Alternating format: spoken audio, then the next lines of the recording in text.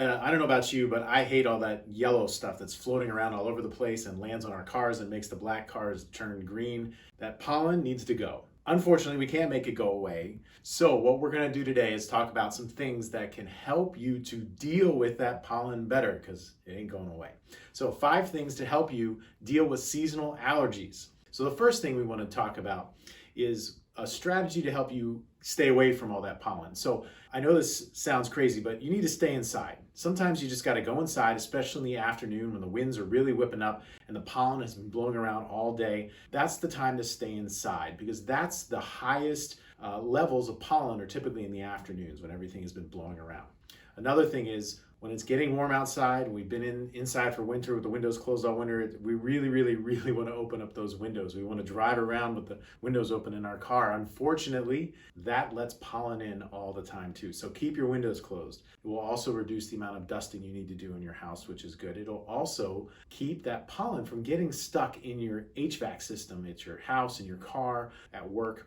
And that stuff just continues to get circulated around. So keep the windows closed, stay inside during the high pollen time. The second thing is we want to make sure we maintain a clean environment. So just like I said, sometimes that pollen sneaks in when we've got the windows open, but you can do other things to help keep your environment clean on the inside. So make sure you're changing and cleaning your HEPA filters in your vacuum, your air purifiers. Make sure that you change the filters in your house or your business HVAC system on a regular basis. It's a great place to actually invest in that higher quality air filter. I know there's really cheap options and there's some that cost more, a little bit more. So if you are prone to seasonal allergies, consider spending money on a little bit better filter. Another thing is actually if we want to reduce the humidity in your house and keep it low, when you have lower humidity, it just keeps things from growing dust and collecting and dander. All those things kind of collect when it's more humid. So if you keep the humidity down, those kinds of things really do kind of collect less. A third thing to consider doing is if you do need to be outside or you do need to be exposed to things is to wear protective gear. So if you're going to be outside doing yard work in the spring when there's a lot of seasonal allergies or even in the fall, you may want to consider wearing goggles, a respirator type of mask to help clean the air and make sure those big particles that are coming up from the ground or from the air, the pollen, don't get inside of your lungs and in your nose. Also, make sure you change your clothes before you go inside your house. Put them in a bag, throw them right in the wash, clean them out. That way you won't bring the pollen inside as well. And then, of course, obviously you want to get inside, take a shower, wash your body off, and then you're ready to go. So the fourth thing is something that we're going to talk about that helps from the inside out to help your body deal with its reactions to environmental allergens. So 2 points about your diet. First, all of us are not drinking enough water, so I'm going to remind you, as I always do, to make sure you stay hydrated.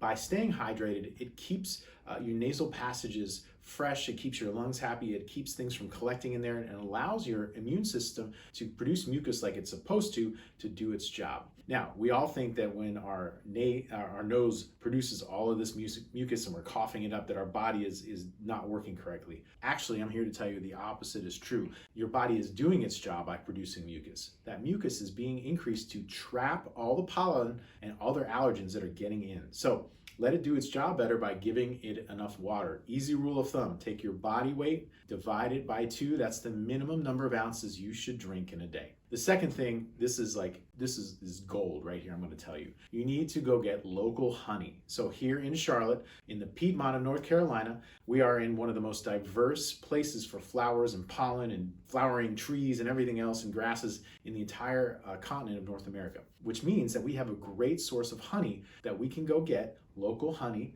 unfiltered, unprocessed, raw honey, and you're going to take a tablespoon of that every day. So don't go buy it at the grocery store. You don't know where it's coming from. The best place to go is to go to your local farmer's market, get it from your local beekeeper. There's plenty of places around where you live, especially here in the Piedmont of North Carolina. Farmers markets are everywhere. 1 tablespoon of local honey every day. It's not going to instantly reduce your body's overreaction to the allergens, but it's going to help season over season.